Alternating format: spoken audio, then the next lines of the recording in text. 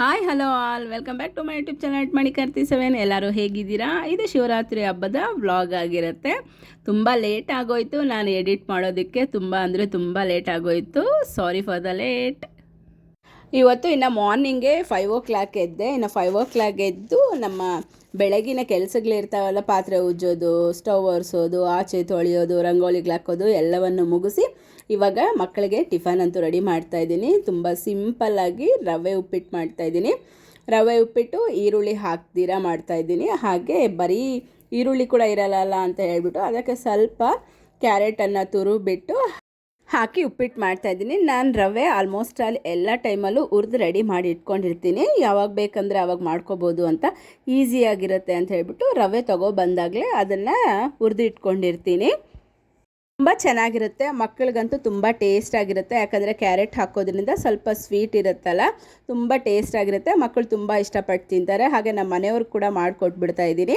Usually ನಾನು ಮಧ್ಯಾಹ್ನದ ಹೊತ್ತು ಮಾಡ್ತಾಯಿದ್ದೆ ಉಪ್ಪಿಟ್ಟು ಅನ್ನೋದು. ಈ ಸಲ ಬೆಳಗಿನ ತಿಂಡಿಗಾಗೆ ಉಪ್ಪಿಟ್ಟು ಮಾಡ್ತಾಯಿದ್ದೀನಿ. ಯಾಕಂದರೆ ಮಕ್ಕಳಿದಾರಲ್ಲ, ಅವ್ರ ಕೈಲಿ ಇರೋಕ್ಕಾಗಲ್ಲ ತುಂಬ ಹೊತ್ತು ಅಂತ ಹೇಳಿಬಿಟ್ಟು ಮಾರ್ನಿಂಗೆ ಬ್ರೇಕ್ಫಾಸ್ಟಿಗೆ ಉಪ್ಪಿಟ್ಟಂತೂ ಮಾಡ್ತಾಯಿದ್ದೀನಿ. ನಾವು ಶಿವರಾತ್ರಿ ಹಬ್ಬ ಪ್ರತಿ ಸಲ ಒಂದೇ ರೀತಿ, ಏನು ಚೇಂಜಸ್ ಏನಿರೋದಿಲ್ಲ. ನಮ್ಮ ಮನೇಲಿ ಯಾರೂ ಉಪವಾಸನೂ ಇರೋದಿಲ್ಲ, ಒಂದೊತ್ತು ಇರೋದಿಲ್ಲ. ಈ ವಿಡಿಯೋನ ಪೂರ್ತಿ ನೋಡಿ, ಯಾಕಂದರೆ ಕೆಲವೊಂದು ಮನಸ್ಸಿನ ಭಾವನೆಗಳನ್ನು ನಿಮ್ಮ ಹತ್ರ ಹಂಚ್ಕೋಬೇಕು. ಯಾರಿಗಾದರೂ ಯೂಸ್ಫುಲ್ ಆಗುತ್ತೆ. ತುಂಬ ಡಿಪ್ರೆಷನ್ನಲ್ಲಿರೋರಿಗೆ ಖಂಡಿತ ಯೂಸ್ ಆಗುತ್ತೆ. ಮಕ್ಕಳಿಲ್ಲ ಅಂತ ಯೋಚನೆ ಮಾಡೋರಿಗಂತೂ ಖಂಡಿತ ಯೂಸ್ ಆಗುತ್ತೆ. ಇನ್ನು ಮಕ್ಕಳಿಗೆಲ್ಲ ಹಾಕಿ ಕೊಟ್ಟಿದ್ದೀನಿ. ಮಣಿಕಂಠ ಅವನೇ ತಿಂತಾನೆ, ಇನ್ನು ಚಿಕ್ಕವನಿಗೆ ಅವ್ರ ಅಪ್ಪ ತಿನ್ನಿಸಿದ್ರು.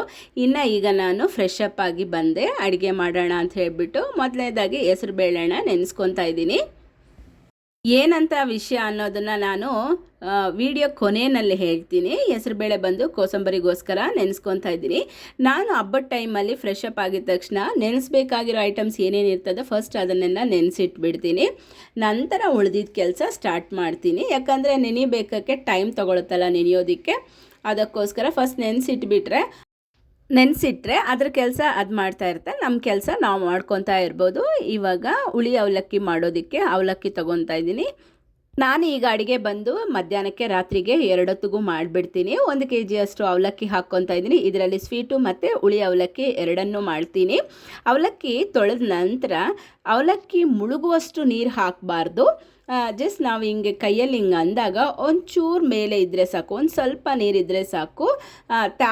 ಬರೀ ತ್ಯಾವದಲ್ಲೇ ಬಿಟ್ಟರೆ ಕೂಡ ಅವಲಕ್ಕಿ ಚೆನ್ನಾಗಿ ನೆನೀತದೆ. ಆವಾಗ ನಾವು ಹುಳಿ ಅವಲಕ್ಕಿ ಮಾಡಿದಾಗ ತುಂಬ ಉದ್ರುದ್ರಾಗಿ ಚೆನ್ನಾಗಿ ಬರುತ್ತೆ, ಮೆತ್ತಗಾಗ್ದಿರ. ನಾನು ವಿಡಿಯೋನಲ್ಲಿ ತೋರಿಸ್ತಾ ಇದ್ದೀನಲ್ಲ, ಈ ರೀತಿ ಚೆಕ್ ಮಾಡಿಕೊಂಡ್ರೆ ಸಾಕು.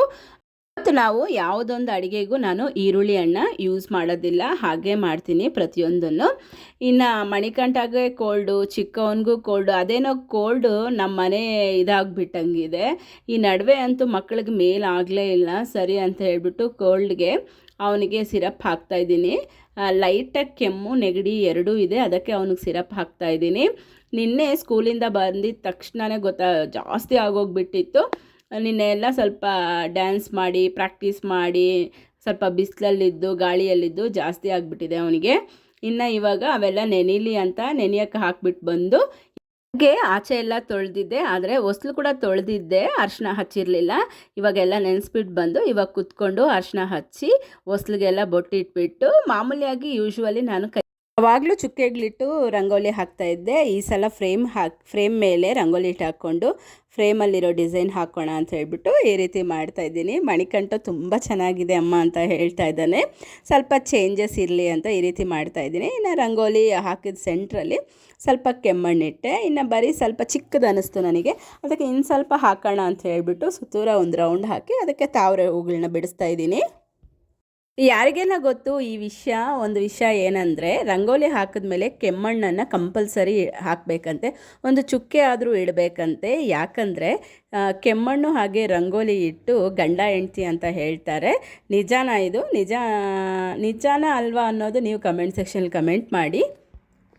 ಇನ್ನು ನಮ್ಮ ಗಿಡದಲ್ಲಿ ಮಲ್ಲಿಗೆ ಹೂವು ಹಾಗೆ ದಾಸವಾಳ, ಶಂಕು ಹೂವು ಎಲ್ಲ ಬಿಟ್ಟಿತ್ತು. ಹಬ್ಬಕ್ಕೆ ನಾನು ಸಪ್ರೇಟಾಗಿ ಹೂವು ಅಂತ ಏನೂ ತರಿಸ್ಕೊಂಡಿಲ್ಲ, ಅದೇ ಹೂವು ಆಯಿತು ನನಗೆ ದೇವರಿಗೆ. ಇನ್ನು ದೇವರಿಗೆ ಅಲಂಕಾರ ಮಾಡ್ತಾಯಿದ್ದೀನಿ. ಇನ್ನು ಇವಾಗ ಒಂದು ಕಡೆ ಒಂದು ಕಡೆ ರವೆ ಸಜ್ಜಿಗೆ ಹಾಗೆ ಮತ್ತೊಂದು ಕಡೆ ಹುಳಿ ಅವಲಕ್ಕಿ ಮಾಡ್ತಾಯಿದ್ದೀನಿ. ಹುಳಿ ಅವಲಕ್ಕಿ ರೆಸಿಪಿ ಕೂಡ ನಾನು full detail recipe short video ಖಂಡಿತ ಮಾಡ್ತೀನಿ. ನಾನು ರೆಸಿಪಿ ಬಗ್ಗೆ ಅಷ್ಟೊಂದಾಗಿ ಹೆಚ್ಚಾಗಿ ಹೇಳೋಕ್ಕೆ ಹೋಗೋದಿಲ್ಲ. ಇವತ್ತು ನಾನು ಯಾವ ಅಡುಗೆಗೂ ಈರುಳ್ಳಿ ಹಾಕಲ್ಲ ಅಂತ ಹೇಳಿದ್ನಲ್ಲ, ಹುಳಿ ಅವಲಕ್ಕಿ ಕೂಡ ಈರುಳ್ಳಿ ಹಾಕಿ ಮಾಡಿದ್ರೆ ಟೇಸ್ಟ್ ಅಂತೂ ಸೂಪರಾಗಿರುತ್ತೆ. ನಮ್ಮ ಹಸ್ಬೆಂಡ್ಗಂತೂ ತುಂಬ ಇಷ್ಟ, ನಮ್ಮ ಮನೆಯವ್ರಿಗೆ ಹುಳಿ ಅವಲಕ್ಕಿ ಅಂದರೆ. ನಾನು ವಿಡಿಯೋ ಸ್ಟಾರ್ಟಿಂಗಲ್ಲಿ ಹೇಳಿದ್ನಲ್ಲ, ಕೆಲವೊಂದು ಮನಸ್ಸಿನ ಭಾವನೆಗಳನ್ನ ನಿಮ್ಮ ಹತ್ರ ಹಂಚ್ಕೋಬೇಕು ಅಂತ. ಏನಂದರೆ 6 ಇಯರ್ಸ್ ಬ್ಯಾಕ್ ಮಣಿಕಂಠ ಹುಟ್ಟಕ್ಕೆ ಮುಂಚೆ ಶಿವರಾತ್ರಿ ಹಬ್ಬದ ದಿನವೇ ನಾನು ಮಂತ್ಲಿ ಪೀರಿಯಡ್ ಆಗಿಬಿಟ್ಟಿದ್ದೆ. ಎಷ್ಟು ನೋವು ತಿಂದೆ ಅಂದರೆ ಅಷ್ಟು ನೋವು ತಿಂದೆ. ಎಲ್ಲರ ಮನೆಯಲ್ಲೂ ಹಬ್ಬ ಮಾಡ್ತಾ ಇದ್ದಾರೆ, ಯಾಕೆ ಶಿವಯ್ಯ ನೀನು ಈ ರೀತಿ ಮಾಡ್ತಾ ಇದೆಯಾ, ನಮ್ಮ ಮನೇಲಿ ಮಕ್ಕಳಿಲ್ಲ ಅನ್ನೋ ಇದು ನನಗೆ ಯಾಕೆ ಇಷ್ಟೊಂದು ನೋವು ಕೊಡ್ತಾ ಇದೆಯಾ ನೀನು ಅಂತ ತುಂಬ ನೊಂದಿರ್ತೀನಿ ನಾನಂತೂ.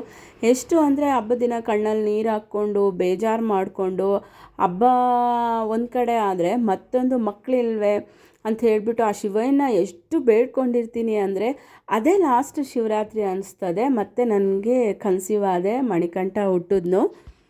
ನೀನು ನನ್ನನ್ನು ಪರೀಕ್ಷೆ ಮಾಡ್ತಾ ಇದೆಯಾ, ಯಾಕೆ ಈ ರೀತಿ ನಡೀತಾ ಇದೆ, ನನಗೆ ಯಾಕೆ ನಡಿಬೇಕು. ತುಂಬ ಜನ ಇನ್ನು ಬರ್ತಾ ಕೇಳೋರ್ಗಂತೂ ಇನ್ನು ಹದ್ದೇ ಇಲ್ಲ. ಪ್ರತಿಯೊಬ್ಬರೂ ಕೇಳೋರು, ಇನ್ನು ಮಕ್ಕಳಿಲ್ವಾ ಅಂತ.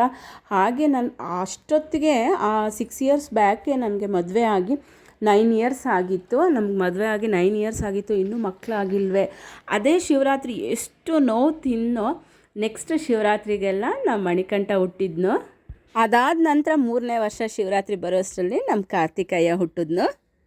ಸೊ ಯಾವುದೊಂದು ವಿಷಯದಲ್ಲಾಗಲಿ ಫ್ಯಾಮಿಲಿ ಸಪೋರ್ಟ್ ಅನ್ನೋದು ತುಂಬ ಇಂಪಾರ್ಟೆಂಟು. ಹಾಗೆ ನೀವು ಕೂಡ ಭಗವಂತನ ನಂಬಿ, ಭಗವಂತ ಖಂಡಿತ ನಿಮಗೆ ಒಳ್ಳೇದು ಮಾಡೇ ಮಾಡ್ತಾನೆ. ಯಾವತ್ತೂ ಭಗವಂತ ನಮ್ಮನ್ನು ಕೈ ಬಿಡೋದಿಲ್ಲ. ಹಾಗೆ ನಾನು ಈ ಶಿವರಾತ್ರಿಗೆ ಏನೇನು ಮಾಡಿದೆ ಅಂದರೆ ಕೋಸಂಬರಿ ಮಾಡಿದೆ, ಹಾಗೆ ರವೆ ಸಜ್ಜಿಗೆ ಮಾಡಿದೆ, ಹುಳಿ ಅವಲಕ್ಕಿ ಮಾಡಿದ್ದೀನಿ, ಹಾಗೆ ಸ್ವೀಟ್ ಅವಲಕ್ಕಿ, ಶಿವನಿಗೆ ಇಷ್ಟವಾದದ್ದು ಸಾಮೆ ಉಂಡೆ ಕೂಡ ಮಾಡಿದ್ದೀನಿ ನಾನು. ಇಲ್ಲಿ ನೋಡಿ ಮಕ್ಕಳಿಬ್ಬರು ನಾನು ಅಂತ ಮುತ್ತು ಕೊಡ್ತಾ ಇದ್ದಾರೆ, ಎಷ್ಟು ಖುಷಿ ಆಗ್ಬಿಡ್ತು ನನಗೆ. ಮಣಿಕಂಠ ಹಾಗೆ ಕಾರ್ತಿಕೇಯ ನಮ್ಮನೆ ಜಸ್ಟ್ ರೋಡ್ ಕ್ರಾಸ್ ಆದರೆ ಸಾಕು, ಅಲ್ಲಿ ಆರ್ಕೆಸ್ಟ್ರಾ ನಡೆಯುತ್ತೆ. ಹಾಗೆ ಶಿವಲಿಂಗ ಹಾಕ್ತಾರೆ. ಈ ಶಿವಲಿಂಗ ಬಂದು ಉಪ್ಪಿನಲ್ಲೇ ಹಾಕ್ತಾರೆ. ಬರೀ ಉಪ್ಪು, ಕಲ್ಲುಪ್ಪು ಇದೆಯಲ್ಲ, ಕಲ್ಲುಪ್ಪಿಗೆ ಕಲರ್ಸ್ ಬೆರೆಸಿ ಶಿವಲಿಂಗನ ಹಾಕ್ತಾರೆ. ಒಂದೊಂದು ವರ್ಷ ಒಂದೊಂದು ವಿಧವಾಗಿ ಮಾಡ್ತಾರೆ. ಈ ವರ್ಷ ಬಂದು ಲಿಂಗ ಹಾಗೆ ಶಿವನ ಇಬ್ಬರನ್ನೂ ಹಾಕಿದ್ದಾರೆ. ಒಂದೊಂದು ಸಲ ಬರೀ ಲಿಂಗ ಮಾತ್ರ ಹಾಕ್ತಾರೆ, ಒಂದೊಂದು ವರ್ಷ ಒಂದೊಂದು ರೀತಿ ಮಾಡ್ತಾರೆ. ನಾನು ಈ ಲೈಟ್ಸ್ ಯಾಕೆ ತೋರಿಸ್ತಾ ಇದ್ದೀನಿ ಅಂದರೆ 2-3 ಕಲರ್ಸ್ ಬರ್ತಾಯಿದೆ ನೋಡಿ, ತುಂಬಾ ಇಷ್ಟ ಆಯಿತು ನನಗಂತೂ. ಆ ಲೈಟಿಂಗ್ ಸೆಟ್ಟಿಂಗ್ ಅಂತೂ ತುಂಬಾ ಚೆನ್ನಾಗಿತ್ತು. ನನಗೇನು ಆರ್ಕೆಸ್ಟ್ರಾ ನೋಡಬೇಕು ಅಂತ ಅಷ್ಟೊಂದು ಇಂಟ್ರೆಸ್ಟ್ ಏನು ಇರಲಿಲ್ಲ, ಯಾಕಂದರೆ ಆ ಇಂಟ್ರೆಸ್ಟ್ ಎಲ್ಲ ತುಂಬ ಕಡಿಮೆ ಆಗೋಯಿತು. ಇವಾಗ ಯಾವುದ್ರ ಮೇಲೆ ಅಷ್ಟೊಂದು ಇಂಟ್ರೆಸ್ಟ್ ಏನಿಲ್ಲ ನನಗೆ. ಇನ್ನು ಹೋದರೆ ಮಕ್ಕಳು ಸ್ವಲ್ಪ ಎಂಟರ್ಟೈನ್ ಆಗ್ತಾರಲ್ಲ, ಅವರು ನೋಡ್ದಂಗೆ ಇರುತ್ತೆ ಅಂತ ಹೇಳಿಬಿಟ್ಟು ಮಕ್ಕಳಿಗೋಸ್ಕರ ಹೋದ್ವಿ. ನಾನು ಅಲ್ಲಿ ವಿಡಿಯೋ ಹಾಗೆ ಸ್ವಲ್ಪ ಪಿಕ್ಸ್ ಕೂಡ ತೆಗೆದೆ. ಇನ್ನು ನಾನು ನಮ್ಮ ಪಕ್ಕದ ಮನೆಯವರು, ಅವ್ರ ಜೊತೆ ಹೋಗಿದ್ದೆ. ನಾನು ಆರ್ಕೆಸ್ಟ್ರಾ ನೋಡೋಣ ಅಂತ ಹೇಳ್ಬಿಟ್ಟು ಅವ್ರ ಜೊತೆ ಹೋಗಿದ್ದೆ. ಇನ್ನು ಚಿಕ್ಕವನಂತೂ ಹಿಡಿದು ಇನ್ನು ಮಾಮೂಲಿಯಾಗೆ ಹಿಡಿಯೋದು ಕಷ್ಟ, ಅಂಥ ಬೀಡಲ್ಲಿ ಬಿಟ್ಬಿಟ್ರೆ ಇನ್ನು ನಮ್ಮವ್ರನ್ನ ಹಿಡಿಯೋದು ಅಷ್ಟೊಂದು ಈಸಿ ಆಗಲಿಲ್ಲ. ತುಂಬ ಕಷ್ಟಪಟ್ಟೆ, ಎಳೆದಾಡಿ ಸಾಕೋಗೋಯ್ತು ನನಗಿನ್ನು ಫೈನಲಾಗಿ ಮನೆಗೆ ಹೊಟ್ಟೋಗೋಣ ಅನಿಸ್ಬಿಡ್ತು. ನಾನು ಜಾಸ್ತಿ ಹೊತ್ತೇನಿರಲಿಲ್ಲ, ಒಂದು 2 ಹಾಡು ನೋಡಿರ್ತೀನಿ ಅಷ್ಟೇ ನಾನು. ಇನ್ನೂ ಅದಲ್ಲದೆ ಕೆಲಸ ಕೂಡ ಜಾಸ್ತಿ ಇತ್ತು ಮನೆಯಲ್ಲಿ. ಇನ್ನು ಪಾತ್ರೆ ಉಜ್ಜೋ ಕೆಲಸ ಇತ್ತು. ಹಾಗೆ ಬೆಳಗ್ಗೆ ನಾವು ತಿರುತ್ತಣಿ ಹಾಗೆ ತಿರುಪತಿಗೆ ಹೋಗಬೇಕಾಗಿತ್ತು. ಇನ್ನು ಅದಕ್ಕೆ ಪ್ರಿಪ್ರೇಷನ್ಸ್ ಎಲ್ಲ ಮಾಡ್ಕೋಬೇಕಾಗಿತ್ತು. ಬಟ್ಟೆಗಳೆಲ್ಲ ರೆಡಿ ಮಾಡ್ಕೋಬೇಕು, ಜೋಡಿಸ್ಕೋಬೇಕು. ಇನ್ನು ಅಲ್ಲಿ ಕೂತಿದ್ರೆ ಕೂಡ ನನ್ನ ಮೈಂಡಲ್ಲಿ ಅದೇ ಬರ್ತಾಯಿದೆ, ಆ ಕೆಲಸ ಇದೆ, ಈ ಕೆಲಸ ಇದೆ ಅಂತ ಅನ್ನಿಸ್ತಾನೇ ಇತ್ತು ನನಗೆ. ಟೈಮ್ ಕೂಡ 9 o'clock ಆಗ್ತಾಯಿತ್ತು. ಇನ್ನು ಮಕ್ಕಳಿಗೆ ಊಟ ತಿನ್ನಿಸ್ಬೇಕು. ಅದಕ್ಕೋಸ್ಕರ ಇನ್ನು ಅದನ್ನು ನೋಡೋ ಬದಲು ಮನೆಗೆ ಹೊಟ್ಟೋಗೋಣ ಅಂತ ಅನ್ನಿಸ್ತು ನನಗೆ. ಇನ್ನು ಮಗು ಕೂಡ ನಿದ್ದೆ ಮಾಡೋ ಇದಾಗ್ಬಿಡ್ತು. ಇನ್ನು ವಾಲ್ಬಿಟ್ಟು ನಾವು ನಿದ್ದೆ ಮಾಡೋಕ್ಕೆ ಇನ್ನು ಇದಾಗೋ ಕೆಲಸ ಅಲ್ಲ ಅಂತ ಹೇಳಿಬಿಟ್ಟು ಒಂದು 2 ಹಾಡು ನೋಡಿರ್ತೀನಿ ಅಷ್ಟೇ ನಾನು ಪಟ್ಟಾಗಿ ಎದ್ದು ಬಂದುಬಿಟ್ಟೆ. ಇನ್ನು ನಾನಂತೂ ನೋಡಿ, ಅವ್ನು ನೋಡಿದ್ರೇ ಗೊತ್ತಾಗುತ್ತೆ ಇನ್ನು ಚೆನ್ನಾಗಿ ನಿದ್ದೆ ಮೂಡಿಗೆ ಜಾರ್ತಾ ಇದ್ದಾನೆ ಅವನು. ಸರಿ ಅಂತ ಹೇಳಿಬಿಟ್ಟು ನಾನು ಮನೆಗೆ ಬಂದುಬಿಟ್ಟೆ. ಇನ್ನು ಮಣಿಕಂಠ ಬರಲಿಲ್ಲ, ನಮ್ಮ ಪಕ್ಕದ ಮನೆಯವ್ರ ಜೊತೆ ಹೋದೆ ಅಂತ ಹೇಳ್ದಲ್ಲ, ಅವ್ರಿಗೆ ಹೇಳಿಬಿಟ್ಟು ಬಂದೆ. ಮಣಿಕಂಠ ಇನ್ನೂ ನೋಡಬೇಕು ಅನ್ನೋ, ಸರಿಯಪ್ಪ ನೀನು ನೋಡಿಬಿಟ್ಟು ಬಾ, ಅವ್ರ ಜೊತೆ ಬಂದುಬಿಡು ಅಂತ ಹೇಳಿಬಿಟ್ಟು ಅವ್ರಿಗೆ ಒಪ್ಪಿಸ್ಬಿಟ್ಟು ಅವ್ರಿಗೆ ಹೇಳಿಬಿಟ್ಟು ನಾನಿನ್ನು ಮನೆಗೆ ಬಂದುಬಿಟ್ಟೆ. ನಮ್ಮ ಮನೆ ಹತ್ರ ನಿಂತ್ಕೊಂಡ್ರೆ ಕೂಡ ಕಾಣುತ್ತೆ, ಆದರೆ ನೀಟಾಗಿ ಕಾಣಲ್ಲ ಅಂತ ಹೇಳಿಬಿಟ್ಟು ಅಲ್ಲೋಗಿದ್ದು. ಆದರೆ ಇವಾಗಂತೂ ನನಗೆ ಅದ್ರ ಮೇಲೆ ಅಂತೂ ಇಂಟ್ರೆಸ್ಟ್ ಅಂತೂ ಇಲ್ಲವೇ ಇಲ್ಲ. ಇನ್ನು ಅಲ್ಲಿಂದ ಬರೋಷ್ಟರಲ್ಲಿ ನಮ್ಮ ಮನೆಯವರೆಲ್ಲೋ ಹೋಗಿದ್ರು. ಇನ್ನು ಒಳಗಡೆ ಹೋಗೋಣ ಅಂದರೆ ಬೀಗ ಹಾಕ್ಕೊಂಡು ಹೊಟ್ಟೋಗಿದ್ರು. ಇನ್ನು ಚಿಕ್ಕಿದ ಚಾನ್ಸು ಅವನು ಕೋಲೊಂದು ಎತ್ಕೊಂಡು ಹಾಡು ಬರ್ತಾಯಿದ್ದೆ, ಹಾಡಿಗೆ ಡ್ಯಾನ್ಸ್ ಮಾಡಿಕೊಂಡು ಕುಣಿತಾ ಇದ್ದು. ಅಲ್ಲಿ ನೋಡಿದ್ರೆ ನಿದ್ದೆ ಮಾಡೋ ಥರ ಇದ್ನು, ಇಲ್ಲಿ ಬರೋಷ್ಟರಲ್ಲಿ ಎದ್ದು ಕುಣಿತಾ ಇದ್ದಾನೆ ಅವನು ಹಾಡಿಗೆ. ಒಂದೆರಡು ಸ್ಟೆಪ್ ಹಾಕ್ತಾ ಇದ್ನು, ಅಷ್ಟರಲ್ಲಿ ನಮ್ಮ ಮನೆಯವ್ರು ಬಂದರು. ನಮ್ಮ ಮನೆಯವ್ರು ಕೂಡ ಹಾಡು ಚೆನ್ನಾಗಿದೆ ಅಂತೇಳ್ಬಿಟ್ಟು ಅವ್ರು ಕೂಡ ಒಂದು ಮೂಮೆಂಟ್ ಕೊಟ್ಟು 3 ಜನನೂ ಫುಲ್ ಎಂಜಾಯ್ ಮಾಡ್ತಾಯಿದ್ರು ಹಾಡಿಗೆ. ಇನ್ನು ಅವನ್ನ ಅಲ್ಲಿ ಬಿಟ್ಬಿಟ್ಟು ಬಂದಿದ್ದಷ್ಟೇ ಮಣಿಕಂಠ ಮತ್ತೆ ಹಿಂದ್ಗಡೆನೆ ಬಂದುಬಿಟ್ನು. ಅಮ್ಮ ನೀನಿಲ್ಲ ಅಲ್ಲ, ಅದಕ್ಕೆ ನಾನು ಬಂದುಬಿಟ್ಟೆ ಅಮ್ಮ ಅಂತ ಹೇಳಿಬಿಟ್ಟು ಅವ್ನ ಮನೆಗೆ ಬಂದುಬಿಟ್ನು. ನಾನಿಲ್ಲ ಅಂದರೆ ಸಾಮಾನ್ಯವಾಗಿ ಮಣಿಕಂಠ ಕೂಡ ಜಾಸ್ತಿ ಓದ್ತಿರಲ್ಲ, ಅಮ್ಮ ಬಂದುಬಿಡ್ತೀನಿ ಅಂತಾನೆ. ಈ ನಡುವೆ ಆವಾಗ ನಮ್ಮ ಮನೆಯವ್ರು ಕೂಡ ಮಕ್ಕಳ ಜೊತೆಗೆ ಸ್ಟೆಪ್ ಹಾಕ್ತಾ ಇರ್ತಾರೆ, ಎಂಜಾಯ್ ಮಾಡ್ತಾ ಇರ್ತಾರೆ. ಇದು ನಮ್ಮ ಶಿವರಾತ್ರಿ ಹಬ್ಬ. ವಿಡಿಯೋ ಇಷ್ಟ ಆದರೆ ಲೈಕ್ ಮಾಡಿ, ಶೇರ್ ಮಾಡಿ, ಸಬ್ಸ್ಕ್ರೈಬ್ ಮಾಡಿ. Thank you for watching guys. Bye.